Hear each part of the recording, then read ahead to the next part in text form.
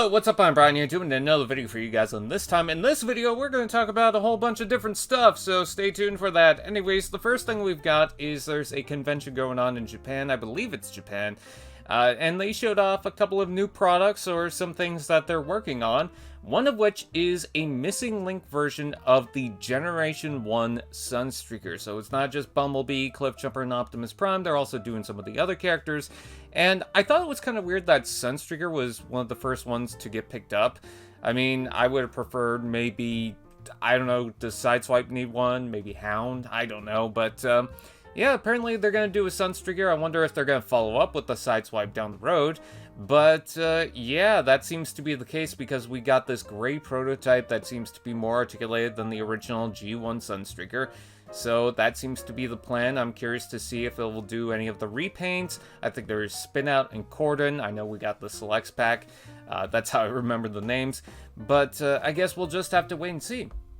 But either way, I'm excited that they're doing more Missing Link stuff because I thought the idea was kind of cool. You know, modern engineering for a G1 lookalike. Anyways, moving on, we also have this, which is an RC that might be pitched for the Missing Link line. So the reason why they got all those other Transformers characters on the side is just to do a comparison with this prototype here. Apparently, I don't think this prototype in particular can transform. It was just kind of like an idea of what a G1 RC would be. They said that it didn't get into production, but nowadays with the modern engineering, they decided, okay, maybe we should look back into it. So they're apparently trying to engineer a proper Generation 1 style RC for the Missing Link line. And I think that's one that I'm really excited for. Now, I'm curious to see if they'll do the prototype colors with orange, or if they'll do the G1 cartoon, or if they're going to do both, because they did that with the Optimus Prime, I imagine both. I'm just curious to see what else they'll do in the future. I know someone said that, well, if they're going to do some prototypes, maybe do that Unicron that came out, or didn't come out a long time ago, that was meant for Generation 1. Anyways, moving on, we also have this Thundercracker-looking Starscream. So in Transformers Armada, the Powerlink Starscream had a deco that's very similar to Thundercracker, and it seems like Takara is getting that treatment for the Legacy Armada Starscream. I do think it's a little unfortunate that they decided not to do that for the Hasbro release. I feel like this would have been picked up for some sort of exclusive Hasbro Pulse pack like they did with the Hotshot. I don't know, maybe down the road they'll release a proper Hasbro one. I know that they've done that before. I think the Skywarp, originally from the Follow Cybertron line, came out in Japan first, and then we got it in Hasbro.